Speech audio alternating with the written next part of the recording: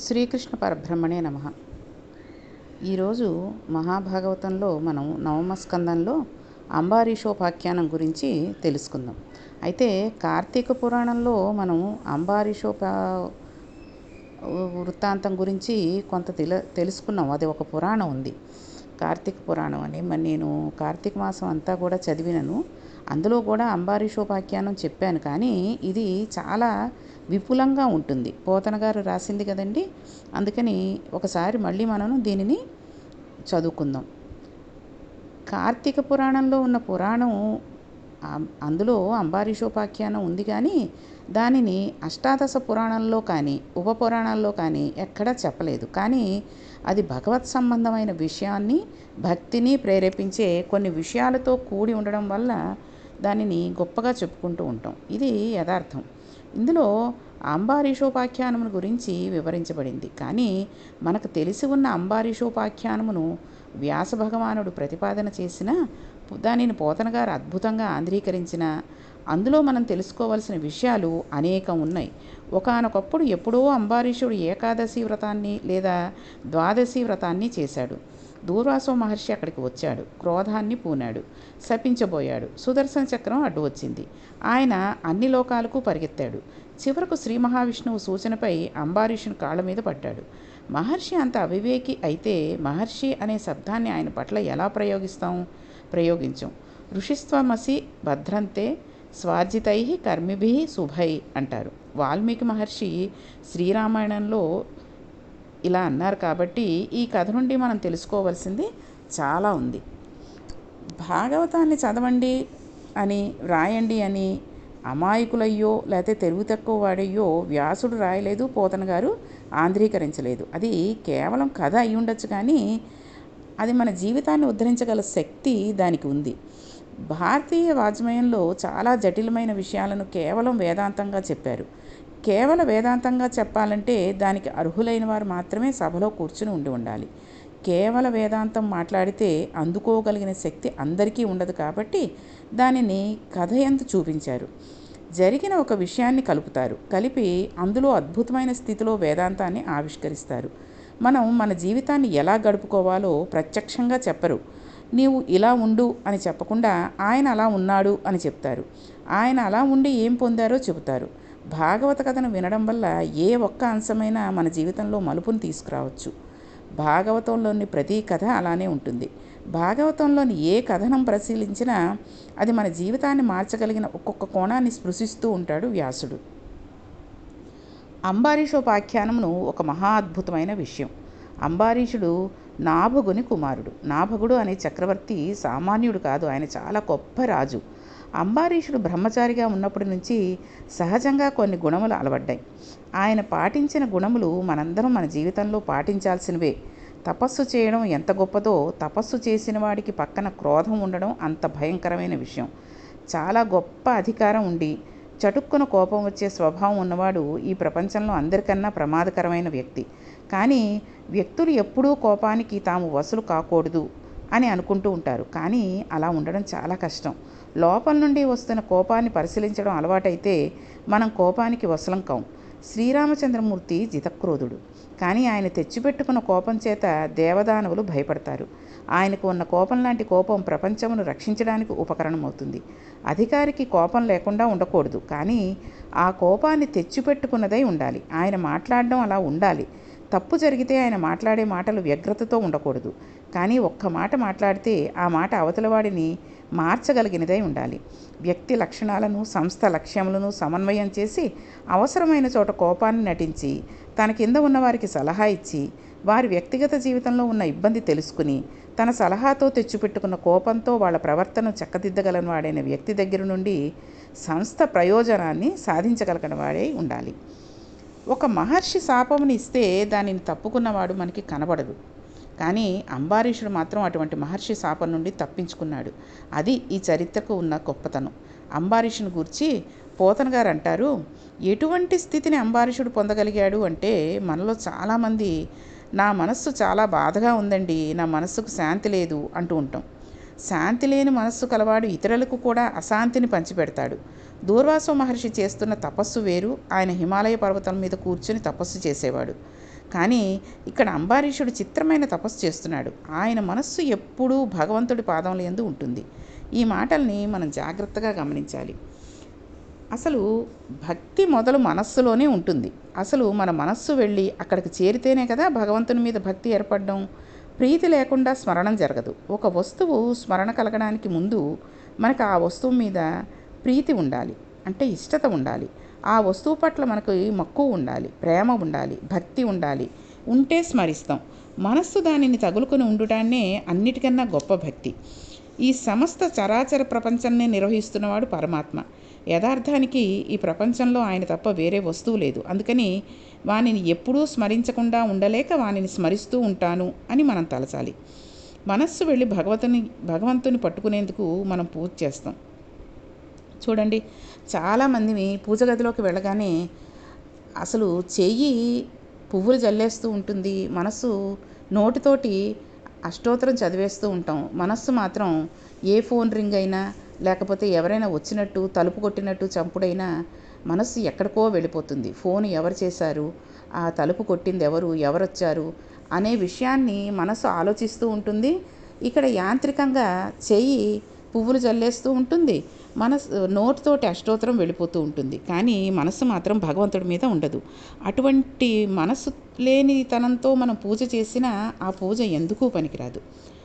అంబారీషుని చిత్తం ఎప్పుడూ శ్రీ మహావిష్ణువు పాదములు పట్టుకుని ఉండేది. అంటే ఆయన పరిఢవిల్లిన భక్తి చేత ఉన్నాడు. ఏది మాట్లాడినా హరిగుణములను వర్ణన చేస్తూ ఉంటాడు.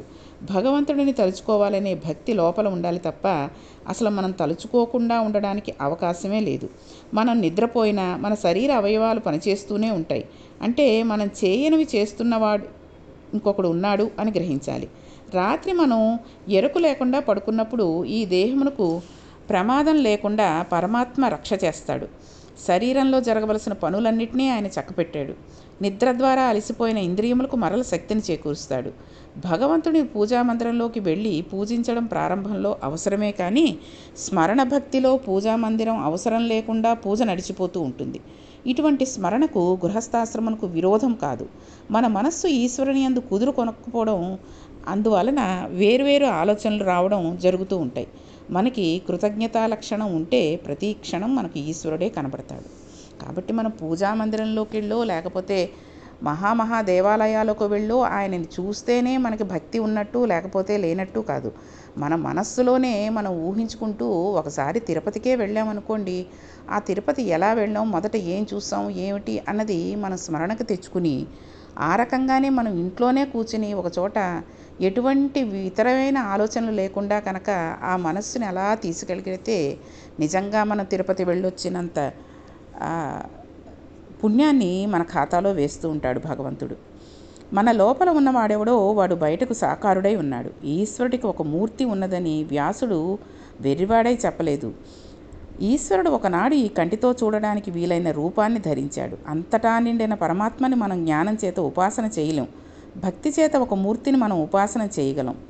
ఆ మూర్తి కేవలం విగ్రహం కాదు. అంతటా నిండిన పరమాత్మని మనం ఆ విగ్రహంలో చూస్తున్నాము అని అనుకున్నాం అనుకోండి, ఆ విగ్రహంలో ఈశ్వరుడు ఉన్నాడు, బయట ఈశ్వరుడు లేకపోవడం కాదు, అంతటా ఉన్న ఈశ్వరుని చూడలేని నా దైన్యమును గుర్తించి ఒక విగ్రహమునందు చూసి పరవశిస్తున్నాను అని అనుకున్నాం అనుకోండి, అంతకంటే భక్తి ఇంకొకటి ఉండదు.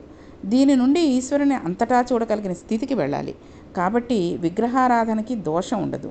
ఎన్ని గంటలు మనం పూజ చేశాము అనేది లెక్కలోకి రాదు. తొందరగా చేసే పూజ ఒక తంతుగా తయారవుతుంటుంది. శంకరాచార్యుల వాళ్ళు ఇటువంటి పూజలను నిలదీస్తూ ఉంటారు. ఇప్పుడు మనం ఏం చేస్తూ ఉంటాం, మానవుడు ఏం చేస్తూ ఉంటాడు, ఆరాధన కోసం పువ్వులను సేకరించి లోతైన చెరువుల్లోకి దిగుతూ ఉంటాడు. నిర్జనారణ్యంలో ఎత్తైన పర్వతాల్లో పరిభ్రమిస్తాడు. కానీ మనస్సు అనే పద్మాన్ని నీకు సమర్పించి అచ్చటి సుఖంగా స్థిరంగా ఉండడం తెలుసుకోగలిగిన వాడు ఎవరైనా ఉన్నాడా? ఏంటండి ఇంత ఆశ్చర్యకరమైన విషయం చూడండి. మనస్సును భగవంతుడికి సమర్పించుకోవడం సర్వోత్కృష్టమైన పూజ అని భావం. ఇదే శంకరాచార్యుల వారు మనకి చెప్తూ ఉంటారు. అసలు ఎవరు తెమ్మన్నారండి ఈ పువ్వులు, పళ్ళు, కొబ్బరికాయలు, లేకపోతే స్వీట్లు, రకరకాల స్వీట్లు షాపుల నుంచి తీసుకొచ్చేస్తూ ఉంటారు. ఇవన్నీ పెట్టి నాకు పూజ చెయ్యి నేను పొంగిపోతాను అని అన్నారా భగవంతుడు? పూజ అనేది నిబద్ధతతో కూడుకుంటుంది. ప్రపంచంలో మనుష్యుడిగా పుట్టినవాడు 2 విషయాలు మర్చిపోకూడదు. సుఖములను అనుభవించడం కాదు, సుఖములను అనుభవిస్తూ పోతే దానికి అంతే ఉండదు. పశువుకి మనిషికి తేడా ఇక్కడే ఉంటుంది. పశువు సుఖాలను అనుభవించడంలో అంతాన్ని కోరదు. ఆకలి వేస్తే పరిగెత్తుతూ వెడుతుంది, తింటూ ఉంటుంది, అంతే. దానికి మైథునం చేయాలనిపిస్తే చేస్తుంది, పడుకోవాలనిపిస్తే పడుకుంటుంది, పరిగెత్తాలంటే పరిగెడుతుంది, ఇక మలమూత్ర విసర్జన చేయాలనుకుంటే చేసేస్తూ ఉంటుంది. ఈ పనులను అనుకున్నదే తడువుగా చేసేస్తుంది తప్ప ఇది మంచా చెడా అన్న ప్రశ్నను వేసుకోదు. కానీ అసలు ప్రశ్నించుకునే శక్తి మనిషి అయిన మనకు ఉంది. ఇది సుఖమా అని మనం అడగగలం. సుఖములను త్రోసిరాజు అని అనకూడదు. గృహస్థాశ్రమంలో ఉండి మనం సుఖాలని అడగాలి. భార్యాబిడ్డలతో అన్ని భోగములను అనుభవిస్తూ తామరాకు మీద నీటి బొట్టులా ఉండాలి. కానీ ఈశ్వరుణ్ణి మరిచిపోకూడదు. ఇన్ని భోగములలో ఉండి ఈశ్వరుడి పాదాలను పట్టుకుని ఉండాలి. అలా ఉండడానికి వైరాగ్యం ఉండాలి. వైరాగ్యం ఉండాలి, భోగం ఉండాలి. ఈ రెండూ కలవాలంటే అపారమైన ఐశ్వర్యం కలగడానికి కస్తూరి జలంతో అభిషేకం చేయాలి. మంచి జ్ఞాన వైరాగ్యాలు కలగడానికి విభూతితో అభిషేకం చేయాలి. మిగిలిన వాటి సారమంతా ఈ రెండిటిలోకి వచ్చేస్తుంది. కాబట్టి అంబారీషుడు సంతోషంగా పూజ చేయగలుగుతున్నాడు. ఆయన చెవులు ఎప్పుడూ మాధవుని కథాశ్రవణాన్ని వినడానికి ఉత్సాహాన్ని పొందుతూ ఉండేవి. ఈ ఐశ్వర్యం లేని వాళ్ళు ప్రపంచంలో కొంతమంది ఉన్నారు. చెవులు ఉంటాయి, వినికిడి శక్తి ఉండదు. వాళ్ళు ఎంత పోగొట్టుకుంటున్నారో ఉన్నవాడికి తెలియదు. ఉన్నవాడు హాయిగా వెళ్ళి వినగలడు. వినగలిగే శక్తి ఈశ్వరుడు ఇచ్చిన ఐశ్వర్యం. వీడు దానిని లేకి పనులకు వినియోగిస్తూ ఉంటాడు. లేనివాడు వినడానికి లేక ఏడుస్తున్నాడు, ఉన్నవాడు దుర్వ్యసనాలకి వాడి రోగాలు కొని తెచ్చుకోవడానికి ఏడుస్తున్నాడు. ఇద్దరూ కూడా దరిద్రుల కిందే వస్తుంది. చూడండి, అనేక మంది చెవులకి వినిపించక చాలా రకాలుగా బాధపడుతూ ఉంటారు. మనకి భగవంతుడు అన్ని అవయవాలు చక్కగా సవ్యంగా ఇచ్చినప్పుడు వాటిని భగవంతుడి సేవకి కూడా ఉపయోగించుకుంటూ ఉంటే బాగుంటుంది. కానీ అక్కర్లేని అన్ని విషయాలకి ఉపయోగించి భగవంతుడి దగ్గరికి వచ్చేసరికి కొంతమంది అయితే నమస్కారం పెట్టడానికి ఒక చెయ్యే గుండెల మీద పెట్టుకుని తల ఉంచి ఇలా అంటారేమిటో. అది నమస్కారం కింద రాదు. 2 చేతులు ఇచ్చాడు చక్కగా జోడించి, కనీసం మిగిలిన వాళ్ళకి అక్కర్లేదు. భగవంతుడికైనా 2 చేతులు జోడించి హృదయానికి దగ్గరగా పెట్టుకుని తల ఉంచుకుని నమస్కరిస్తే దానిలో కొంత సుఖం ఉంటుందండి. కానీ మన వాళ్ళు ఏం చేస్తూ ఉంటారంటే, కావాలంటే అక్కర్లేని వాళ్ళందరికీ షేక్ హ్యాండ్లు ఇస్తూ గంటల సేపు మాట్లాడుకుంటూ వాళ్ళకి నమస్కారాలు చేస్తూ ఇవన్నీ చేస్తూ ఉంటారు తప్పితే ఈశ్వరుడికి నమస్కారం పెట్టడానికి వాళ్ళకి చేతులు రాకుండా ఉంటున్నాయి. కాబట్టి మనకి భగవంతుడు అన్ని అవయవాలు ఇచ్చినప్పుడు ఎంతోమంది అన్ని అవయవాలు లేక, చేతులు లేక, కాళ్ళు లేక, కళ్ళు కనపడక, చెవులు వినపడక, మాట రాక, భగవంతుడి ఒక శ్లోకాన్ని చదవలేక ఎంతో బాధపడుతూ ఉంటారు. అటువంటిది భగవంతుడు మనకి అన్ని అవయవాలని సవ్యంగా ఇచ్చాడు అని తెలుసుకుని మనం రోజంతా భగవంతుడినే స్మరిస్తూ కూర్చోండక్కర్లేదు. కనీసం కొంత సమయాన్ని కేటాయించుకుని శ్రద్ధగా, భక్తిగా భగవంతుడిని పూజ చేసుకుంటే అంతకంటే సుఖం వేరొకటి ఉండదు, అంతకంటే పుణ్యం ఇంకొకటి ఉండదు. కాబట్టి ఇలా వినికిడి శక్తి ఉండి వినలేనివాడు దరిద్రుడే, వినికిడి శక్తి లేనివాడు దరిద్రుడే. చూసారా, ఇప్పుడు ఒక ఐశ్వర్యవంతుడు ఉంటాడు. వాడికి ఇంటి నిండా బోలు డబ్బు, అనేక రకాలైన పళ్ళు, స్వీట్లు ఇంటి నిండా ఉంటూ ఉంటాయి. ఆ ఇంటి నిండా ఉన్న స్వీట్లు కానీ పళ్ళు కానీ వాడు నోట్లో వేసుకోలేడు. ఎందుకు? వాడికి షుగరు, బీపీలు ఉంటాయి. అటువంటి వాడు ఉండే దరిద్రుడు. ఇక ఏవి కొనలేని దుస్థితిలో బహుబీద వాళ్ళు ఉంటూ ఉంటారు. వాళ్ళకి పళ్ళు ఉండవు, స్వీట్లు ఉండవు, ఏమీ ఉండవు. ఎక్కడో భిక్షం ఎత్తుకుని తెచ్చుకున్న అన్నాన్ని తినాలి. వాడు దరిద్రుడే.